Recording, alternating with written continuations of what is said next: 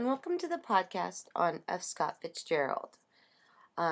We are right now currently looking at the page that's put together by Bryant Mangum, who is a great scholar, and he is one of my friends. I've helped him with some writing and some revising of courses, and he's always given me positive feedback. So he is one of the preeminent scholars on F.Scott Fitzgerald. His website is, of course, on the link for the class, but this is kind of a nice biography. Fitzgerald, as you know, is probably known best as the creator of Flapper, kind of a chronicler of youth and wealth in the 20s. His first novel was The Side of Paradise. The novel that you are all probably most familiar with is The Great Gatsby.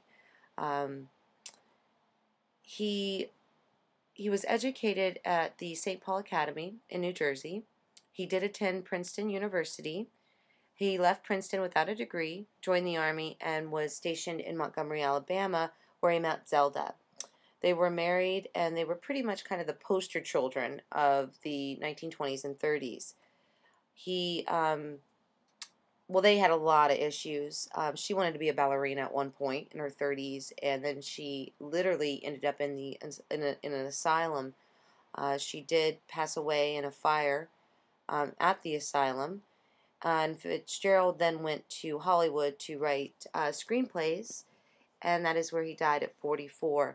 The legend or the story that surrounds his death is that he asked his secretary for a glass of scotch with no ice, and as she was delivering it to him, he took one sip and promptly fell over.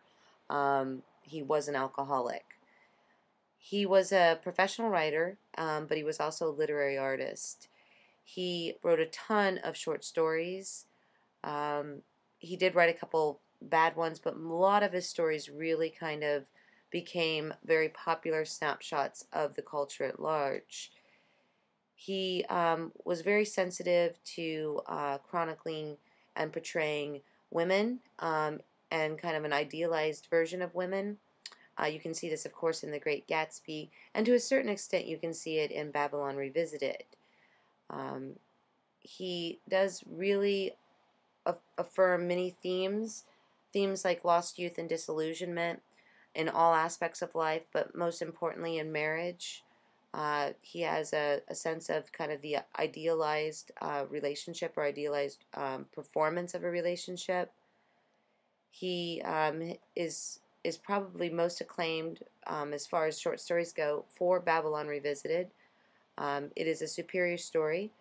Its main character, of course, is Charlie Wells, whose future, in spite of a heroic struggle to retain his daughter, is kind of prescribed by his past of heavy drinking and irresponsibility. He is destined to be haunted by these reminders.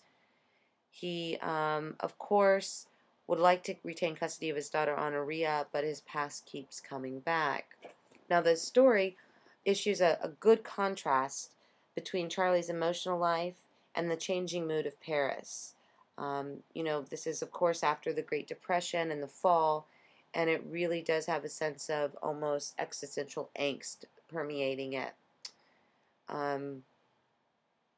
As far as Fitzgerald's kind of legendary status goes, he was known as, of course, one of the close friends of Ernest Hemingway.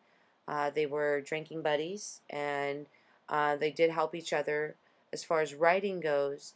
And he also made friends with a number of other individuals like Sherwood Anderson, who Hemingway befriended, Gertrude Stein. He did travel in the coterie of writers that lived abroad, also known as expats.